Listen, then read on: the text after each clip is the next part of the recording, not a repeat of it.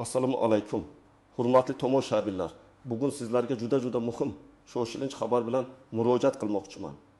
Agar sizning ish stajingiz 20 yoki 25 yilga yetgan bo'lsa, yoki siz allaqachon nafaqada bo'lsangiz va shuncha stajga ega bo'lgan bo'lsangiz, demak bu video aynan siz uchun. Bu ma'lumot sizning nafaqangiz hajmini sezilarli darajada o'zgartirishi, hatto uni oshirishi mumkin. Bugungi kunda ko'pchilik shu imkoniyatdan bexabar qolib, o'ziga tegishli pullarni yo'qotmoqda. Vaqtingizni zoya ketkazmasdan hoziroq kanalimizga obuna bo'ling va videoga like bosing. Bu ma'lumotni imkon qadar ko'proq odamga yetkazishimiz kerak. Aziz do'stlar, avvallari nafaqa tizimida stajning ahamiyati katta bo'lsa-da, ba'zi holatlarda uning barcha afzalliklari to'liq hisobga olinmas edi. Ko'pincha nafaqa miqdorini hisoblashda faqat ma'lum bir davr uchun olingan oylik ish haqi inobatga olinar. Uzoq yillik fidokorona mehnat stajining o'zi esa unchalik katta imtiyoz bermas edi.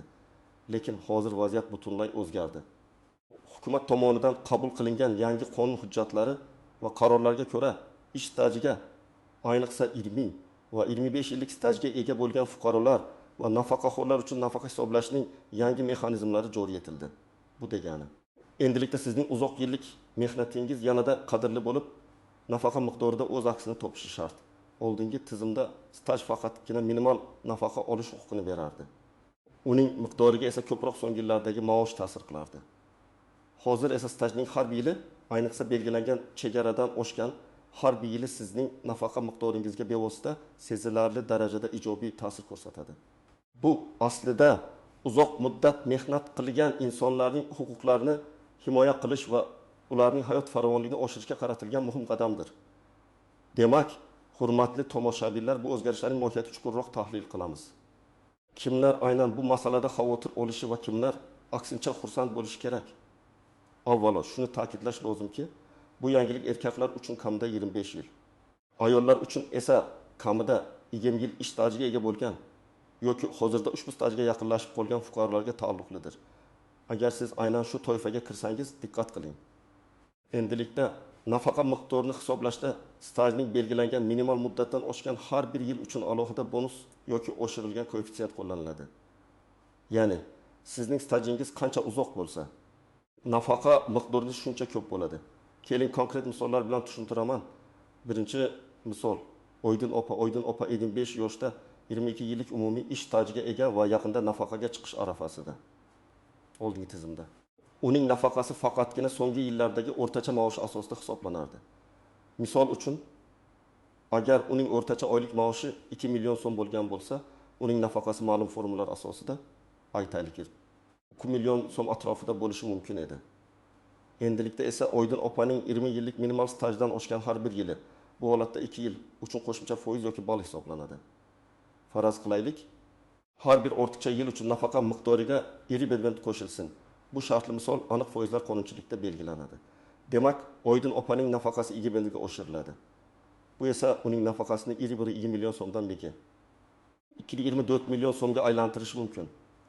Kichik ko'rinsa-da, bu har oyda qo'shimcha mablag' degani va bu yil sayin o'z ta'sirini ko'rsatadi. Eng muhimi, bu ko'rsatkichlar odatda bazaviy nafaqa miqdoriga nisbatan emas, balki hisoblangan nafaqa miqdoriga nisbatan qo'shiladi. Bu esa yakuniy miqdorni sezilarli oshiradi. Ikkinchi misol, Ahmad aka. Ahmad aka 6 yoshda 30 yillik mehnat stajiga ega va allaqachon bir necha yildan buyon nafaqaxo'r. Uning nafaqasi eski qoidalarga muvofiq hisoblangan edi. Deylik, uning nafaqasi 20 million so'm edi. Yangi qoidalar joriy etilgandan so'ng uning 25 yillik minimal stajdan oshgan 5 yillik staji ham qayta baholanadi. Demak, har bir ortiqcha yil uchun, masalan, yana 1% qo'shilsa, uning nafaqasi jami 5% ga oshirilishi kerak. Bu esa 2 million so'mdan 575 million so'mga aylanishini anglatadi. Ko'rib turganingizdek, bu nafaqaga chiqqan, lekin uzoq stajga ega bo'lganlar uchun ham ajoyib yangilik. Ularning nafaqalari qayta hisoblanishi shart. Bu faqat yangi nafaqaga chiquvchilarga emas, balki allaqachon nafaqada bo'lganlarga ham tegishli. Uchinchi misol, Zaynab xola. Zaynab xola 58 yoshda, 18 yillik ish stajiga ega. Uning holatda minimal 20 yil staj talabi bajarilmagan. Demak, Zaynab xolaga bu yangilik bevosita ta'sir qilmaydi, chunki u belgilangan minimal chegaraga yetmagan. Lekin bu degani emas, Zaynab xola umuman nafaqa olmaydi. uning holatda staj yetishmaganligi sababli nafaqaning bir qancha boshqa turlari, masalan, yoshga doir nafaqa yoki ijtimoiy nafaqalar ko'rib chiqilishi mumkin. Lekin aynan 20 yoki 25 yillik staj uchun bonus unga tegishli bo'lmaydi. Bu esa agar sizda staj yetarli bo'lmasa, bu yangilikdan xavotir olmashingiz kerak deganidir. Ammo shu bilan birga stajingizni to'plash yoki uni rasmiylashtirish bo'yicha harakat qilishingiz muhim. Stajni oshirish imkoniyatlari ham bor. Masalan, kamaygan ish haqi bilan ishlash yoki maxsus badallar to'lash orqali. Xulosa qilib aytganda, agar sizning stajingiz 20 yildan ayollar uchun yoki 25 yildan erkaklar uchun oshgan bo'lsa, sizning nafaqangiz sezilarli darajada oshirilishi mumkin. Agar siz nafaqaga chiqish arafasida bo'lsangiz, bu siz uchun imkoniyat. Agar siz allaqachon nafaqada bo'lsangiz, unda sizning nafaqangiz qayta hisoblanishi kerak. Kimki bu chegaradan kam stajga ega bo'lsa, bu yangilikdan xavotir olmasligi, balki o'z stajini qonuniy yo'llar bilan oshirish imkoniyatlarini o'rganishi lozim. Endi esa bu yangiliklarning ba'zi istisno holatlari e'tibordan chetda qolishi mumkin bo'lgan nozik jihatlari va muammoli nuqtalariga to'xtalib o'tamiz. Chunki har qanday tizimda bo'lgani kabi nafaqa hisoblashda ham o'ziga xos murakkabliklar mavjud. Birinchidan, stajga oid hujjatlarning to'g'riligi sizning ish stajingizning har bir yili qonuniy asosda tasdiqlangan bo'lishi shart. Agar sizning mehnat daftarchangizda yozuvlar tartibsiz bo'lsa yoki biror joyda ishlagan davringiz haqida hujjatlar yetishmasa, bu sizning stajingizni tasdiqlashda muammolar tug'dirishi mumkin.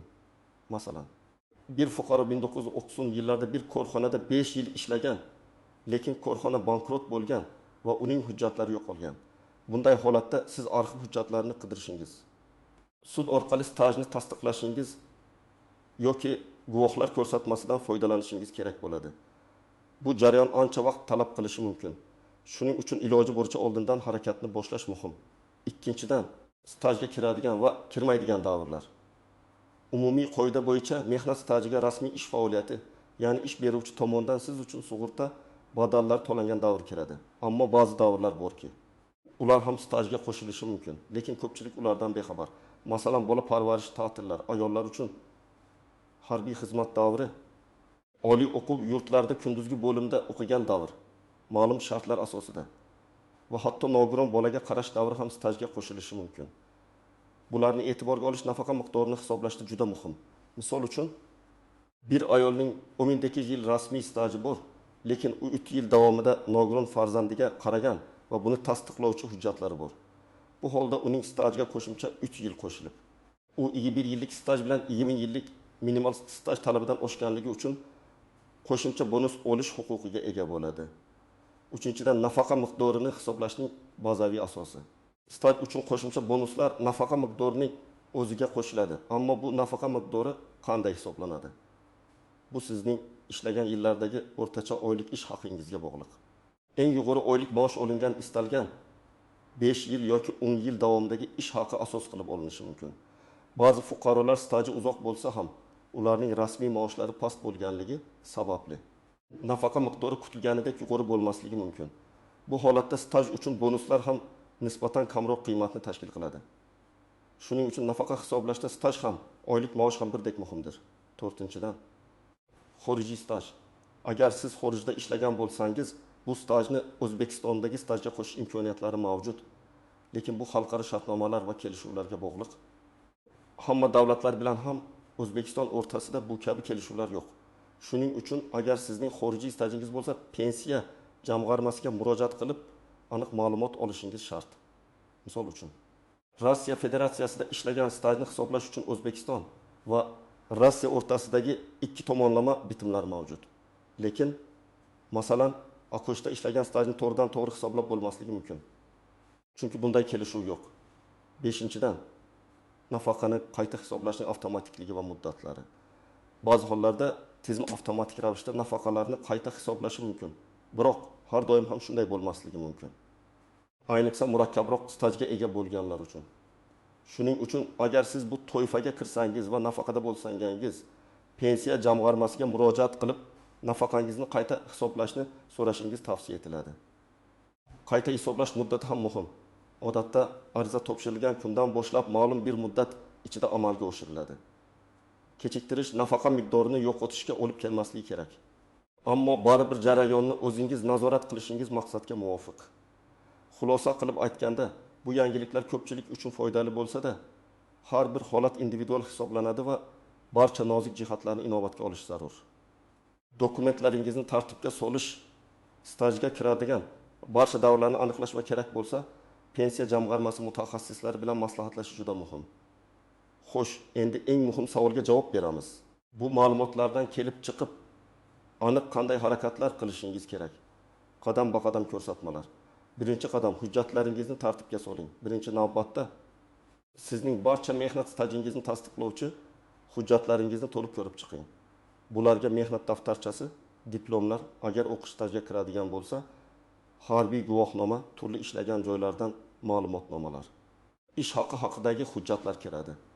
Agar biron bir davr uchun hujjat yetishmasa, uni tiklash yoki arxivlardan qidirish bo'yicha hozirroq harakatni boshlang. Esda tuting, har bir yil, hatto har bir oy ham nafaqa miqdorida o'z aksini topishi mumkin. Misol, siz 1995-2000 yillarida ishlagan korxonangizda mehnat daftarchangizda yozuv bor, lekin ish haqi to'g'risida ma'lumotnoma yo'q. Bu holda o'sha korxonaning vorisi bo'lgan tashkilotga yoki hududiy davlat arxiviga murojaat qilib, o'sha davrdagi ish haqingiz to'g'risida ma'lumotnoma so'rashingiz kerak bo'ladi. Ikkinchi qadam, pensiya jamg'armasi bo'limiga murojaat qiling. Agar siz hali nafaqaga chiqmagan bo'lsangiz va yaqin orada chiqishni rejalashtirayotgan bo'lsangiz, yashash joyingizdagi pensiya jamg'armasining tuman, shahar bo'limiga murojaat qiling. U yerda sizga nafaqa hisoblash bo'yicha maslahat berishadi va sizning stajingizni to'g'ri hisoblab, yangi qoidalar bo'yicha maksimal nafaqa olishingizga yordam berishadi. Agar siz allaqachon nafaqada bo'lsangiz va yuqorida aytilgan 20 yoki 25 yillik stajga ega bo'lsangiz, siz ham xuddi shu pensiya jamg'armasi bo'limiga murojaat qilishingiz shart. Sizning nafaqangizni qayta hisoblash bo'yicha ariza yozishingiz kerak bo'ladi. Uchinchi qadam, ariza yozish. Pensiya jamg'armasiga murojaat qilganingizda nafaqani qayta hisoblash yoki stajni tasdiqlash bo'yicha ariza yozishingiz kerak bo'ladi. Odatda arizaning standart shakli bo'ladi va uni pensiya jamg'armasi xodimlari sizga berishadi. Arizada siz o'z shaxsiy ma'lumotlaringizni, stajingiz haqidagi asosiy ma'lumotlarni va nafaqani yangi qoidalar asosida qayta hisoblashni so'rashingizni yozishingiz kerak. Ariza namunasi taxminiy. O'zbekiston Respublikasi Moliya vazirligi huzuridagi pensiya jamg'armasi viloyat nomi viloyati tuman, shahar nomi tuman, shahar bo'lim boshlig'iga familiyangiz, ismingiz, otangizning ismidan pasport seriyasi va raqami. Pasport seriya va raqami yashash manzili. To'liq yashash manzilingiz, telefon raqami. Telefon raqamingiz, arizamen, familiyangiz, ismingiz, otangizning ismi, tug'ilgan yilingiz, yilda tug'ilgan fuqaro. Sanasidan boshlab nafaqaxo'rman, agar nafaqada bo'lsangiz, yoki yaqin orada nafaqaga chiqishni rejalashtirmoqdaman. Mening umumiy ish stajim jami staj yilingiz yilni tashkil etadi. O'zbekiston Respublikasi qonunchiligiga kiritilgan so'nggi o'zgarishlarga, masalan, fuqarolarning davlat pensiya ta'minoti to'g'risidagi qonun va unga kiritilgan qo'shimcha va o'zgarishlar muvofiq. Men 20-25 yil va undan ortiq ish stajiga ega fuqarolar uchun belgilangan qo'shimcha imtiyozlar, bonuslar asosida nafaqamni qayta hisoblab chiqishingizni so'rayman. Barcha tegishli hujjatlarni mehnat daftarchasi, ish haqi ma'lumotnomalari, diplom va boshqalar ilova qilaman. Nafaqamni qayta hisoblash va natijalari haqida menga yozma ravishda ma'lumot berishingizni so'rayman. Hurmat bilan ism familiyangiz, sanayi 4-qadam. Javobni kuting va nazorat qiling. Arizangizni topshirganingizdan so'ng pensiya jamg'armasi belgilangan muddat ichida sizga javob berishi shart. Agar javob sizni qoniqtirmasa yoki nafaqangiz qayta hisoblanmasa, siz yuqori turuvchi organlarga, masalan, Moliya vazirligining pensiya jamg'armasi bosh boshqarmasi yoki sudga murojaat qilish huquqiga egasiz. Jarayonni nazoratda ushlab turing. Ba'zida xatolar yoki tushunmovchiliklar yuzaga kelishi mumkin. 5-qadam, rasmiy ma'lumot manbalarini kuzatib boring. Pensiya qonunchiligida o'zgarishlar tez-tez sodir bo'lishi mumkin. Shuning uchun pensiya jamg'armasining rasmiy veb-saytini, hukumat portalini va ishonchli yangilik manbalarini muntazam ravishda kuzatib borishni unutmang. Bu sizga yangi imkoniyatlar va o'zgarishlardan xabardor bo'lishga yordam beradi. Bu qadamlar sizga o'z huquqlaringizni himoya qilish va sizga tegishli bo'lgan nafaqa miqdorini to'liq olish imkoniyatini beradi. har bir detalga e'tiborli bo'ling. Xulosa qilib aytganda, hurmatli tomoshabinlar, bugun biz juda muhim mavzuni muhokama qildik. Agar sizning ish stajingiz 20 yoki 25 yildan oshgan bo'lsa, sizning nafaqangizni qayta hisoblash imkoniyatlari mavjud va bu sizning moddiy ahvolingizni yaxshilashi mumkin. Bu huquqlaringizdan foydalanish uchun esa sizdan faqatgina faollik talab etiladi.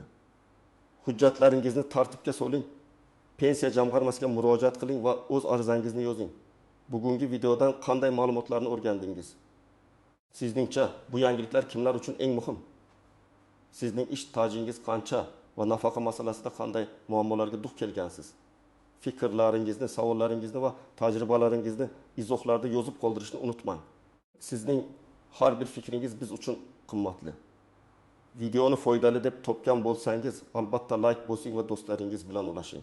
Kanalimizga obuna bo'lishni unutmang. Chunki biz kelajakda ham shu kabi muhim va foydali ma'lumotlarni sizga yetkazib berishda davom etamiz. O'zingizni va yaqinlaringizni asrang. Keyingi videolarda ko'rishguncha xayr.